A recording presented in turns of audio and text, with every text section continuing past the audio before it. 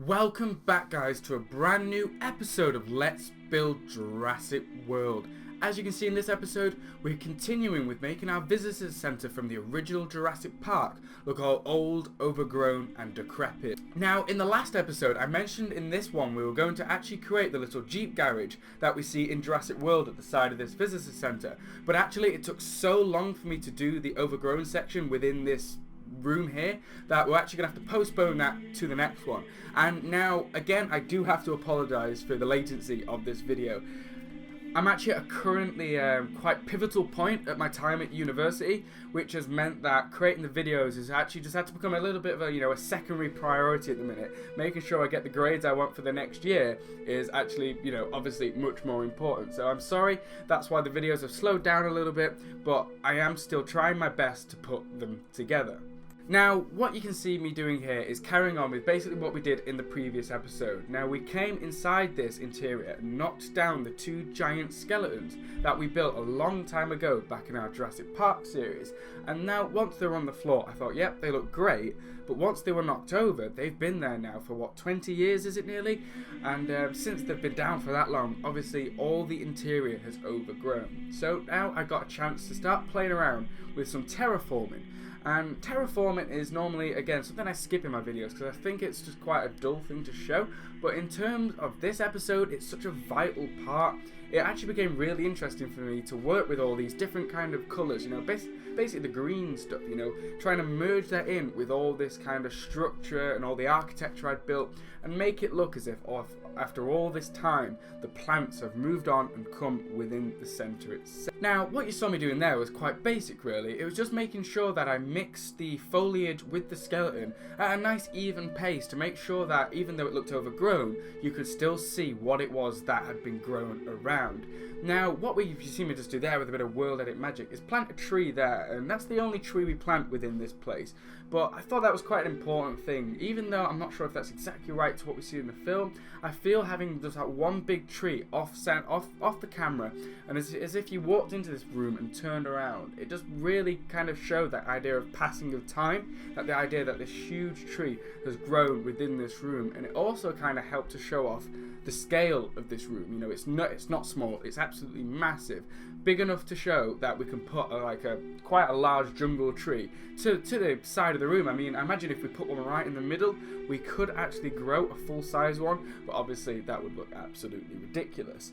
And once we had this tree in, it was quite a good idea for me to. I kind of wanted to make this whole overgrown place look as if it had all grown from one spot. So you saw me then, so we've got this T-Rex skeleton on the floor, and you can see the bushes, they grow from the skeleton, move to the tree, and then from the tree they wrap their way up that pillar, and then from the pillar you can see we now move onto the top of the balcony.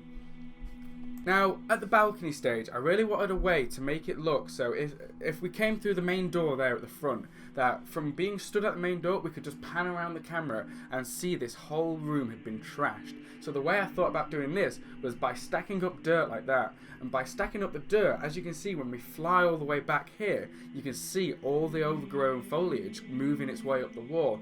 And by adding this dirt, it obviously just gives that extra 1 or 2 levels to the plants themselves, which means then, again, we can see them from a range of different angles. And once I started getting the basis in of this bush and really started to understand how I wanted this thing to look, I could then really start working with some nice new tricks. So I started, you can see me then working it all the way up the wall, removing some kind of details I placed in the last episodes, and really just making it look as if this has been a destructive force in bringing this place down. As we pan around here, I feel that top balcony works really nicely. Now it was time to move up onto the next level, and the idea for me with this was that we would start on the ground floor and then we move our way up and then to the outside roof of this building.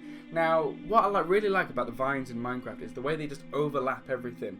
And by placing them there on the edge of this balcony thing here, the fact that they'll just grow down over time and then they'll overlap the balcony beneath them, land on the floor, I just feel that will kind of give a really nice kind of idea of depth. So we could have a vine falling down in front of us that's grown all the way from the top of the ceiling. And then once those vines were in and starting to grow, I then thought, right, it's obviously not enough having just a couple of vines hanging off the edge. So I got my, my bush tool out and started placing all these vines and kind of following the same principle of wrapping it up the structure. Obviously these plants aren't going to be freestanding, so making sure that they looked as if they could grow off something was really important. And then that's when I used the opportunity to place them here on the scaffolding. Now you remember this scaffolding from the film. It's where Dr. Grant and the kids and Ellie, they all run in and they jump across this scaffolding with the raptors chasing them, and that's the point. Then they jump onto the skeletons, and then that's when the skeletons fall to the ground. So there's a really kind of little narrative to, you know, how this room is all laid out for the film's sake, and then thus I thought it was important that I made sure all these little iconic bits of the room were kind of treated again, and coming back to them in this episode and making sure that they were still there, but again showing that huge passing of time. And because these are, you know, hanging from the ceiling, again this added a new dynamic to the room. It was no longer restricting my foliage to all the balconies. It meant that I could finally start placing it in brand new places. And now, considering we had those vines growing from this room on the outside here, I felt it was important to come in here and then do the same again.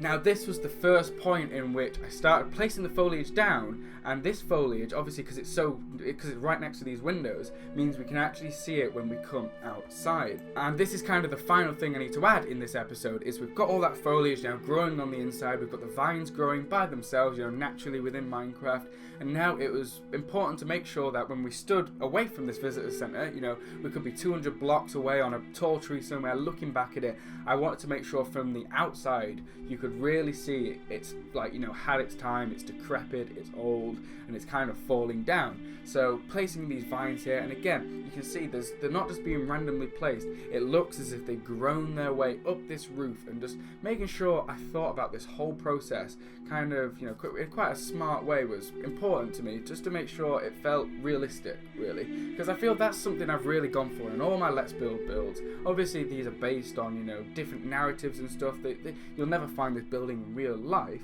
but making it with the, you know, especially with the shaders packs I use and all this kind of stuff, making it look as real as possible was hugely important, and that was a really big design decision in what you just saw there. So to make it look really overgrown, I thought it might be a good idea to actually start growing the forest on this flat bit of the roof here, but when we zoomed out there you saw that it looked terrible. It just looked really cheesy and a bit, I don't know, just a bit rubbish. So that's it. That's why I didn't waste time showing you me building it, and I especially didn't waste time with showing you me destroying it. So those trees, they were just an awful idea, so I got rid of them. And that's actually what happens in quite a lot of my builds. So you see them on screen, you know, they might be 5-10 minutes depending on the episode, and while it all looks as if I built it in a nice smooth, you know, one-to-one way, there's actually a lot of stuff like I'll build something, destroy it, build something, destroy it until I get it right, and then obviously it's the editing process that kind of like, you know, kind of creases it out and gets rid of all those little rubbish bits. So that was kind of a little insight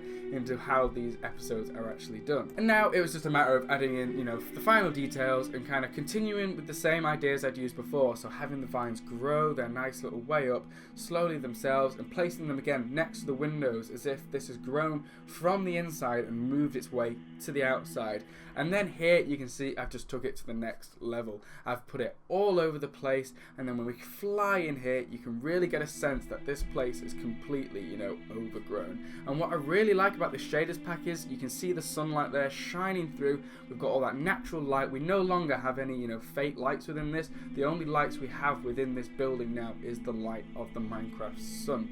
And I feel this just gives a really nice natural effect. Now you'll see here, that's the way the T-Rex breaks through in the film. So I've put some overgrown foliage in there. And then as we just pan around now, we can start appreciating just how this looks. Now in the third and final episode, we're going to go through that door there and finally build that little Jeep, you know, the little Jeep truck yard, garage, whatever you want to call it. And that will be the final piece to the build of this visitor center. So guys, I really hope you've enjoyed this episode, and I'll see you at the next one. Goodbye.